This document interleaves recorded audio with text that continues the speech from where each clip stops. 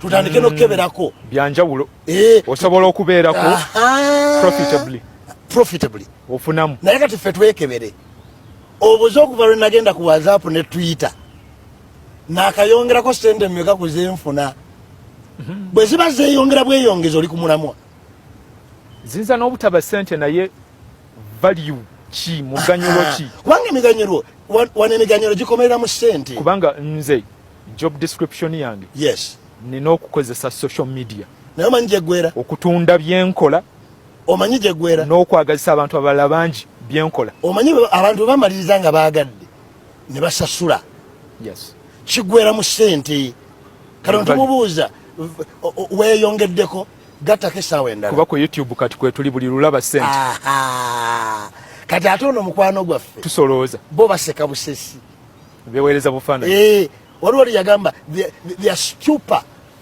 batamidde balinga abali mu ttamiiro oli yagamba nti tugwagwa waddeyo ettamiiro ly'obugwagwa nga bagamba tutambuddeyo akabanga bono bagwagwa walayo akabanga buli lunaku twabadde wansi wano kati tutuuse wano obugwagwa bweyongeddeko naye bwe tuvuganya nabo tugende mu nsi nabo mpulira tuve mu third world tugende wakiri mu second world bo bawera ku WhatsApp bapima namu batundirako naye batunda babirina ne tugenda mu kwebaka sleeping olikyavaako naye essaawa ze9 mwalotera biri byenkugambye ekipusi kyatandika kito katandika akapusi katidi kati lyageja lipusi kirooto kyekimu ezo essaawa 17 kati ate nagattako ezo ze bayita mbadde mpita wano nengasiita ku Walusimbi kamubuuzeeko kembadde siina kyenkola kanjira mbuuza ku Walusimbi abo nabagobe wange mbadde ngenda ku Garden State nenga nene Walusimbi ali ku Serena nze nabagobe wange kankyamewo bayiza nze tomala gankubira simu nonga nti obadde awo nogamba ombuuzeeko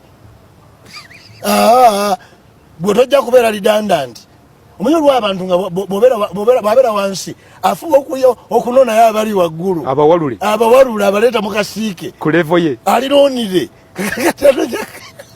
mbamanyi abo obayina alina empisa ze mwali gwe bw'otazibeeramu omusajja alina olugezigezi kati ez'essaawa endala azoonoonye ezikola ebyo okitegeera nze omusajja yanjigiriza okubuulira yaŋŋamba bw'ati yaŋŋamba there are 3 P's to a good preacher.